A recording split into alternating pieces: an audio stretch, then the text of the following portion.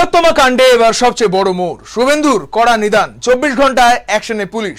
যাদের সই ছাড়া সম্পূর্ণ অন্ধকারে রেখে তিলোত্তমার দেহ দাহ করা হয়েছিল, অবশেষে প্রকাশ্যে এলো সেই বিস্ফোরক নামগুলো। শুভেন্দু অধিকারীর কড়া নির্দেশ, আর তার ঠিক 24 ঘন্টার মধ্যে বিরাট অ্যাকশনে নামলো পুলিশ আরজিকর কাণ্ডে। তবে কি এতদিন পর ফাঁস হতে চলেছে তথ্য? প্রমাণ লোপাটের সবচেয়ে বড় রহস্য? তিলোত্তমার বিচারের লড়াইতে ঠিক কি ঘটতে চলেছে এবার? পুরো ভিডিওটি শেষ পর্যন্ত দেখুন। আরজিকরের সেই অভিশপ্ত রাতের কথা, সেই বীভৎসতার কথা কি আমরা কেউ ভুলতে পেরেছি? উত্তরটা খুব স্পষ্ট, না, আমরা কেউই ভুলতে পারিনি সেই কথা। দীর্ঘ সময় ধরে বিচার প্রার্থী পরিবার আর সাধারণ মানুষ যখন উত্তরের অপেক্ষায় দিন গুনছিল, ঠিক তখনই এই ঘটনায় ঘটলো এক অভাবনীয় মোড়। গত 9ই আগস্ট তিলোত্তমার স্মৃতিসভায় দাঁড়িয়ে শুভেন্দু অধিকারী অত্যন্ত স্পষ্ট ভাষায় ঘোষণা করেছিলেন, আমরা ভয়াকে ভুলিনি, মানুষ আমাদের জিতিয়েছে এই কেসের বিচারের জন্য, আর আমি কমিটেড। কোট আনকোট মুখ্যমন্ত্রীর দেওয়া সেই প্রতিশ্রুতি যেন এক ঝটকায় বদলে দিল পুরো তদন্তের গতিপথ।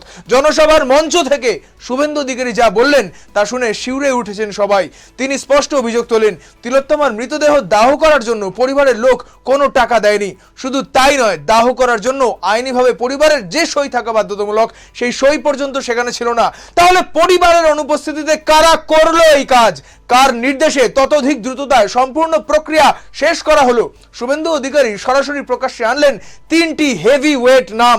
পানিহাটির প্রাক্তন তৃণমূল বিধায়ক নির্মল ঘোষ, সোমনাথ দে এবং সন্দীপ মুখার্জি। মঞ্চে দাঁড়িয়ে শুভেন্দু অধিকারী সরাসরি ব্যারাকপুরের পুলিশ কমিশনারের দিকে তাকিয়ে অত্যন্ত কড়া সুরে নির্দেশ দেন। তিনি বলেন, দয়া করে নতুন কেস চালু করুন, দ্রুত অ্যাকশন নিন, আমার যা করার আছে আমি করব। তিনি সাফ জানান, বিচার না পাওয়া পর্যন্ত এই লড়াই থামবে না। প্রশাসনের ওপর এই অভূতপূর্ব চাপের পর আর চুপ করে বসে থাকার সুযোগ ছিল না পুলিশের কাছেও।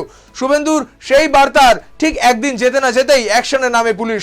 তিলোত্তমার বাবা নিজে খড়দা থানায় গিয়ে লিখিত অভিযোগ দায়ের করেন, আর সেই অভিযোগের ভিত্তিতেই শুরু হলো সম্পূর্ণ নতুন করে তদন্ত।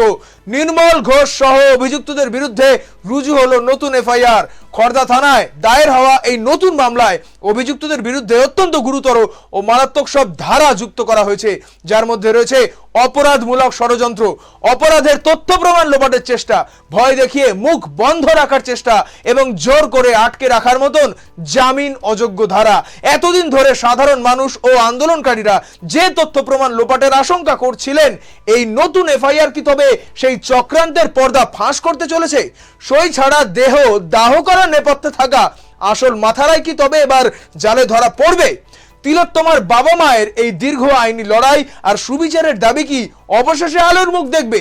আপনার কি মনে হয়, এবার কি সমস্ত প্রভাব খাটিয়ে আড়াল করা সত্যিটা সামনে আসবে? কমেন্ট সেকশনে আপনার মতামত অবশ্যই জানান, এবং ন্যায় বিচারের এই জোরদার কণ্ঠস্বরকে ছড়িয়ে দিতে ভিডিওটি লাইক করুন, শেয়ার করুন এবং ফলো করুন আরোহী নিউজ বাংলা।